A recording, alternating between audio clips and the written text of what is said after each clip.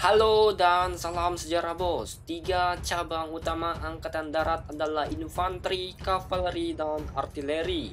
Infanteri merupakan bentuk dasar dari sebuah angkatan darat hingga era modern, era peluru kendali, dan era digital. Infanteri masih merupakan elemen utama sebuah angkatan bersenjata. Kavaleri dan infanteri yang superior masih membutuhkan infanteri untuk mengokupasi suatu wilayah taklukan, dan infanterilah yang menggenapkan kemenangan pada sebuah pertempuran. Infanteri adalah komponen paling utama, bahkan hingga hari ini tidak ada tentara yang mampu mempertahankan sebuah wilayah tanpa adanya infanteri ya bos. Di video kali ini kita akan membahas munculnya pergerakan serangan infanteri modern yang didasari oleh sebuah unit tentara pada masa era Napoleon. Yang kita tahu bahwa sebelum ditemukannya senjata api, pasukan infanteri masih menggunakan senjata pedang atau tombak, serta pola penyerangannya masih menggunakan jumlah pasukan yang besar untuk menyerang. Jadi bisa disimpulkan kalau sumber daya manusia bisa habis hanya dalam satu pertempuran saja ya bos. Setelah ditemukannya senjata api pada abad ke-15 di Eropa,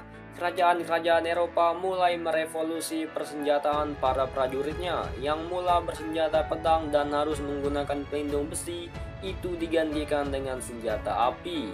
Hal ini dipilih karena biaya personil dengan senjata api ini lebih murah dan mematikan. Tetapi nih bos, pada awalnya hanya perlengkapan saja yang diubah. Taktik pertempuran masih memusatkan infanteri untuk berbaris di garis depan dan harus menunggu komando untuk menembak.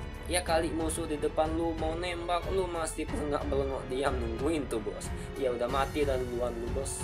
Taktik seperti itu mulai diubah oleh Kaisar Napoleon yang tak ingin terlalu menghabiskan sumber daya manusia dalam satu pertempuran saja. Maka dibentuklah kesatuan Light Infantry. Berbeda dengan Line Infantry yang difungsikan sebagai tentara reguler yang melakukan serbuan masif di garis depan pertempuran, Light Infantry dididik untuk menembak dengan akurat dan bergerak di atas rata-rata infanteri pada umumnya pada masa era Napoleon ya bos. Prajurit Light Infantry berpostur lebih pendek dari rata-rata prajurit Light Infantry. Ini disesuaikan dengan fungsi Light Infantry sendiri agar mudah bergerak di pepohonan atau hutan, serta mudah berlindung ketika melakukan pertempuran kecil seperti pedesaan atau di antara bangunan perkotaan.